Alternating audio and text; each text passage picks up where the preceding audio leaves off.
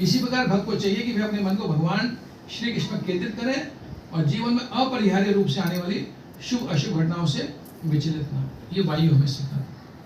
तीसरा उन्होंने बताया आकाश, कि जैसे आकाश जो है वो जड़ पदार्थ में भी रहते हुए सबसे अप्रभावित रहता है, तो उसी प्रकार से हमको भी संसार में रहते हुए उनकी घटनाओं से अप्रभावित रहना है। चौथा उन्होंने गुरु बनाया जल। कहते हैं जो संत पुरुष जल के समान शुद्ध और सौम्य होते हैं। बहती जल धारा मधुर संगीत सुनाती है। नदियां, सरोवर और समुद्र को मात्र देखने से ही आनंद को मनुष्य को आनंद आने लगता है। तो इसी प्रकार शुद्ध भक्तों के दर्शन से हमको आनंद मिलने लगता है। तो उन्होंने चौथा गुरु बनाया जल। पांचवा गुरु उन्होंने बनाया अग्नि को। जैसे अग्नि जो है उसमें सब चीजें डाल दो वो भस्म हो जाती है, लेकिन अग्नि फिर भी पवित्र बनी रहती है। तो उसी प्रकार से जो संत पुरुष होते हैं वो कहते हैं दूषित भोजन करने पर भी वो उसके पाप से प्रभावित नहीं होते। छठा गुरु है चंद्रमा। चंद्रमा कहते हैं हमें लगता है कि घटना बढ़ रहा है, 15 दिन घट रहा है और 15 दिन बढ़ रहा है, लेकिन वास्तव में चंद्रमा एक समान रहता है। वो अप्रभावित रहता है। कि हमको लगता है कि पृथ्वी की जब परिक्रमा होती है तो हमको लग रहा है कि चंद्रमा 15 दिन घट रहा है, 15 दिन बढ़ रहा है, लेकिन वो रहता अप्रभावित है। सातवां उन्होंने गुरु बनाया सूर्य। तो कहते हैं जैसे सूर्य पृथ्वी से पानी को सोखता है और बाद में वर्षा के रूप में उसको वापस लौटा देता है, तो उसी प्रकार से हमको जो है भगवान जो है भक्त भगवान की प्रकृति से अनेक वस्तु लेता है और भक्ति भावना से पुनः उन्हें लौटा देता है। ये हो गए सातवें गुरु। आठवां गुरु उन्होंने बताया कबूतर। कबूतर जैसे जो अपनी कबूतरी के प्रति बहुत ज्यादा आसक्त होता है। कहते हैं संसार में सबसे ज्यादा संभोग जो कबूतर करता है। तो इसलिए वो कह रहे हैं तो जब कि कबूतर से यह शिक्षा लेनी चाहिए कि जब कोई व्यक्ति अपने परिवार से अत्यधिक आसक्त हो जाता है और मैथुन जीवन में ही सुख ढूंढता है तो उसके जीवन में केवल कष्ट ही पैदा होता है। मनुष्य जीवन इस संसार से मुक्त होने का एक सुअवसर प्रदान करता है। यदि व्यक्ति उस मूर्ख कबूतर की भांति केवल पारिवारिक सुख को ही सब कुछ मान बैठता है तो वह उस व्यक्ति के समान में जो बहुत ऊंचे स्थान पर चढ़कर वहां से फिसल कर मर जाता है। ये कबूतर है। नौवां उन्होंने बताया अजगर। जैसे अजगर कहते हैं ना, अजगर करे ना चादरी पंछी करे ना काज। तो अजगर जो है वो अजगरपति वो एक ही जगह पड़ा रहता है, वो कुछ शिकार के लिए भागता नहीं है। तो कह रहे हैं कि अजगर निष्क्रिय प्राय होकर लेट जाता है और जो अपने आप भोजन आता है उसे खाता है। तो इसी प्रकार से कहते हैं जो दुख है वो बिना बुलाए आते हैं और जो सुख भी है वो भी बिना बुलाए आते हैं। तो इसलिए संत पुरुष जो होते हैं वो अपने शरीर पालन के लिए ज्यादा प्रयास नहीं करते, केवल क्या करते हैं भगवान में ही अपना भजन करते हैं। 10वां गुरु ने बताया महासागर। कहते जिस प्रकार वर्षा ऋतु में अनेक नदियां महासागर में मिलती हैं और ग्रीष्म ऋतु में नदियां सूख जाती हैं, लेकिन कुछ भी हो महासागर वैसा का वैसा बना रहता है, चाहे नदियों में जल गिरे या ना गिरे। ऐसा नहीं कि उसका कोई जो लेवल जो है ऊपर आ जाए। तो ऐसे महासागर स्थिर रहता है, ऐसे रहना चाहिए। 11वां उन्होंने गुरु पतंगा। कि जैसे अग्नि से आकर्षित होकर पतंग का जल बन जाता है तो स्त्री का जो मायावी रूप है वो कहते हैं अग्नि के समान है। तो इसलिए कहते हैं बुद्धि के बल पर अपनी इंद्रियों पर नियंत्रण करने में वो असफल रहता है। तो इसलिए कहते हैं हाथनी को स्पर्श करने के लिए जैसे मधुर हाथी पकड़ा जाता है, तो इसलिए हमें क्या करना है पतंगे को उन्होंने इस प्रकार से अपना गुरु बनाया। 12वां गुरु उन्होंने बनाया मधुमक्खी। कि जिस प्रकार मधुमक्खी एक फल से दूसरे फल पर जाकर शहद इकट्ठा करती है, उसी प्रकार साधु को चाहिए कि वे घर घर जाकर केवल उतनी भिक्षा लें जितनी निर्वाह के लिए आवश्यक है, स्टोर ना करें। 13वां गुरु ने हाथी।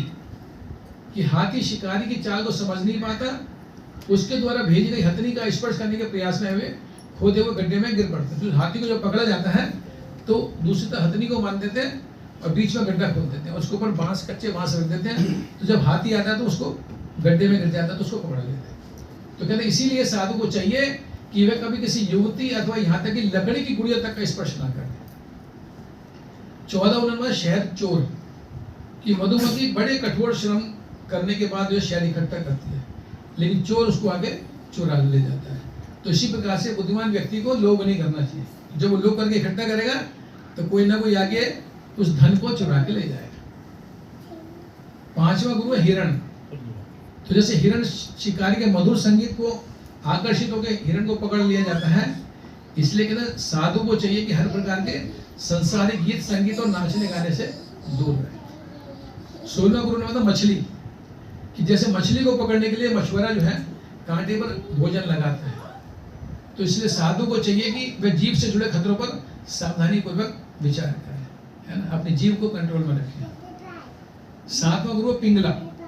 तो पिंगला नामक की एक वैश्य जो थी, तो वो धन कमाने की रात्रि से वो अपने क्या करती थी, घर के बाहर ग्राहकों को रिझाती थी।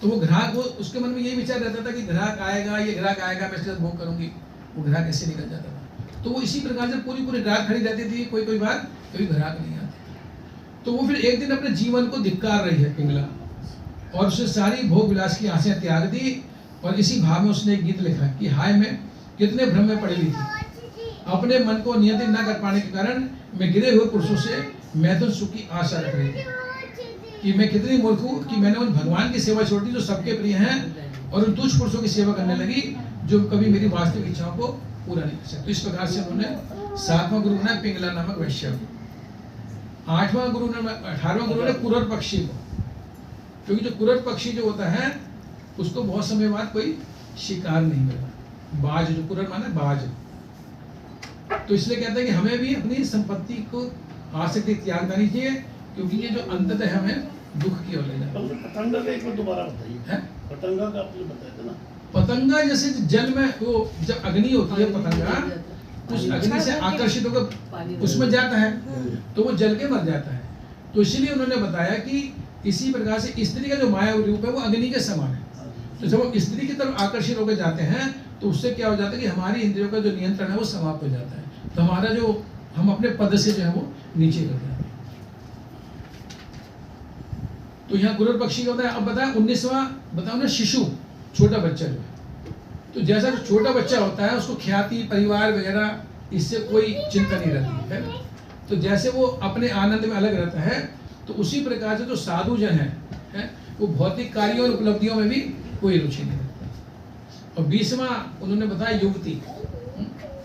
तो जैसे एक उन्होंने उदाहरण दिया कि एक समय विवाह योग्य एक युवती थी, तो वो जो है उसके परिवार वाले बाहर गए हुए थे। तो जब बाहर गए हुए थे तो कुछ लोग रिश्ता लेके उसके घर आए।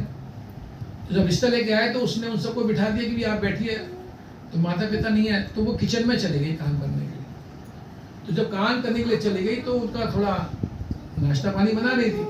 तो जब वो चावल कूट रही थी तो चावल कूटते कूटते उसके हाथ में जो चूड़ियां बनी हुई थी वो खनखन करने लगी। तो जब खनखन करने लगी तो उसने ये सोचा कि भाई जो ये बाहर मेहमान आए हैं ये सोचेंगे कि भाई इनके घर ये नौकरी नहीं है जो काम कर रहा है, युवती को खुद काम करना पड़ रहा है। तो उसने अपनी चूड़ियां उतार दी। तो जब 2 चूड़ियां रह गई तभी वो काम करी, तो तभी वो बच रही थी, तो उसने वो चूड़ियां भी उतार दी। और उसने क्या करा, आपस में केवल एक एक चूड़ी उतार दी और वो अपना कार्य करने लगी।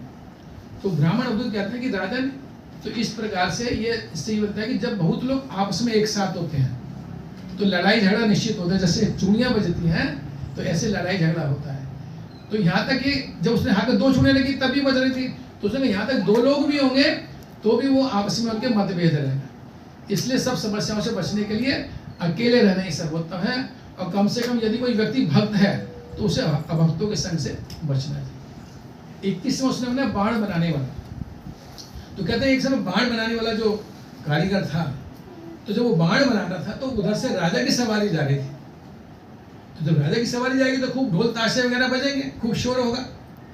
लेकिन वो बाण बनाने वाला अपने बाण बनाने में इतना व्यस्त था कि उसे पता ही नहीं लगा कि कब राजा की सवारी है, कब चली गई। मतलब इतना एकाग्रचित होकर वो बाण बना रहा था। तो इसलिए वो कहते हैं कि जब व्यक्ति अपना पूरा मन पूरी तरह भगवान में लगा लेता है तो उसका मन पूरी तरह नियंत्रित हो जाता है और द्वंद्वों से मुक्त हो जाता है। 22वां उन्होंने गुरु बनाया सर्प, कि जैसे सर्प जो वो कभी अपना घर नहीं बनाता, वो क्या करता है, चूहे के बिल में घुस के चूहे को खा जाता है, उसी के घर को अपना घर बना लेता है। तो इसलिए वो कह रहे हैं कि साधु जनों को निजी भौतिक सुखों के लिए ज्यादा प्रयास नहीं करना चाहिए, जो उनसे मिल जाए उसी से अपना गुजारा करना चाहिए।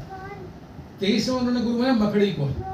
जैसे मकड़ी जो है वो अपने मुंह से धागा बुनती है और जाला बनाती है, बाद में उसी को अपने में समेट लेती है। तो इसी प्रकार से भगवान भी जो है वो क्या करते हैं, अपने सृष्टि का निर्माण करते हैं, उसका पालन करते हैं और बाद में पुनः उसी को समेट लेते हैं।